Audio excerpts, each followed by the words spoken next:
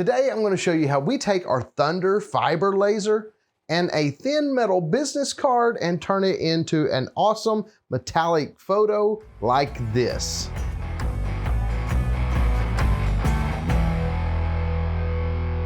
So before we get into LightBurn, you will want some of these blank thin aluminum cards. As you can see, these are the very thin cards. Now it comes in a pack of like 100 of these, so you can pick up these on Amazon. And like always, I will leave a link to the things I'm using down in the description, but I really like these. They're very inexpensive and you can use these for a lot of things. So now let's jump to LightBurn and let me walk you through exactly how I make these. So we are in LightBurn and you'll notice that I already have a frame here or a little tool line.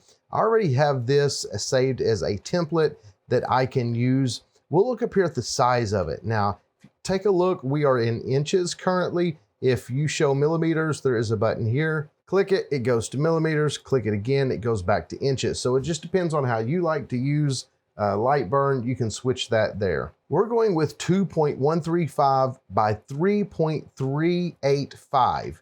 And that's the size that should cover this card here. And I have it positioned kind of where I want it based on my laser bed. Because we're going to be using one of these little card holders and some jigs that are on this laser bed. So this is where I want it positioned. Now all we need is a photo to engrave. I am using a Mac and I just have my messages open. I actually had just sent this to our computer here. I'm going to use this photo. You can see it is a nice color photo.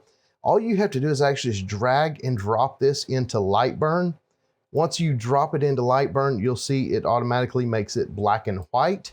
And now we just need to resize this because this is definitely a lot larger than our tool. So to resize it, I'm just going to grab the corner here and click and drag till we get it kind of close to where we want it. And you can actually go over here to your cuts and layers panel and you can reorder this. So we're going to take this image, we're going to click up, and now our tool line is actually showing. So you can kind of see how you want to crop this on your card. We're going to go ahead and bring it down a little bit more. Once we get this where we want it, we can move it around, get it positioned, even just tap the arrow keys if you need to. Now I like that composition, so we actually need to mask this or crop it to that. So I'm going to click and drag to select the image and the little tool line together. And then I want to right click and you'll see down here, apply mask to image. Now, when I click this, watch, it turns white, like around it or transparent, but you still see that line.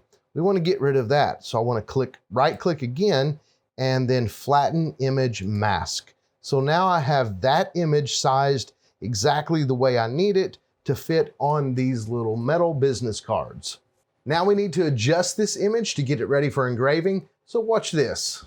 I'm going to right click on the image and go down here to adjust image. When I click on that, it brings up this little panel here. I actually have a preset that I made. Let me click on my preset here for metal card photo, and then we can take a look at everything that it does. So we'll click here. You see how it inverts it. It makes it a negative image. So you may want to take a screenshot of these settings if you want to, but then I'll go over kind of what we did. I have the image mode set to Stucky. Of course, you can click there and change it to Stucky.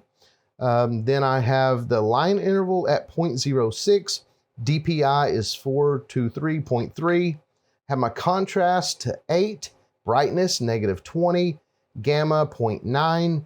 That's pretty much the only things that changed, except make sure you have the negative image clicked. You'll see you want to make this a reverse image for these black metal business cards. Now we're going to go ahead and click OK here, and you'll see it really didn't change a whole lot there, but that's fine. Now we're going to go over here into these cuts layers panel. Let me show you all of the settings that we chose for this. Now, because of the image adjustments that you made, it will automatically have all of this in here for Stucky. It'll have, I've got it set for number of passes 1, the line interval 0.06 and 423 DPI. You can see here the negative image is turned on bidirectional scanning, but the most important stuff right here is this 250 millimeters per second for my speed, and I have my power set to 30% power. The frequency is set at 20. So these are the settings that work for me on our 20-watt fiber laser. And you may want to take a screenshot of that if you need to keep the settings. Go ahead and click OK now. And we're pretty much ready. So now let's click on frame, and we're going to click on bounds, and we want to make sure this is framed the way that it needs to be.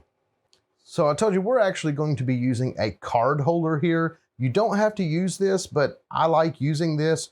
I really highly recommend this. I will also leave a link to this and these little jigs, these guides that I picked up. I'll leave links to those as well.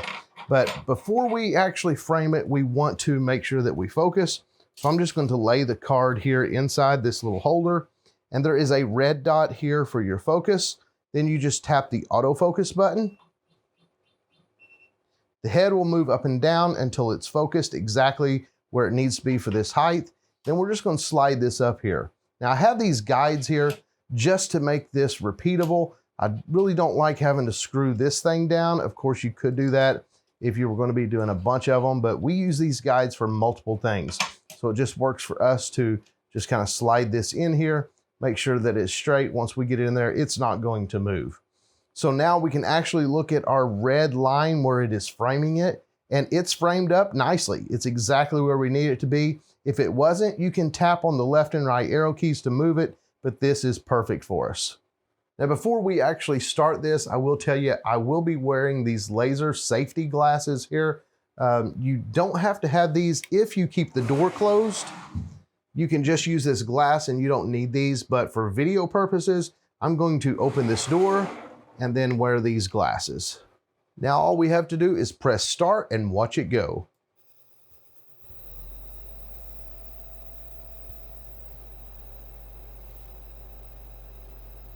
I will speed the video up here a bit so you don't have to watch it in real time, but this only took 2 minutes and 15 seconds to engrave this whole thing. I think this is turning out beautiful, so let's see it once it's finished.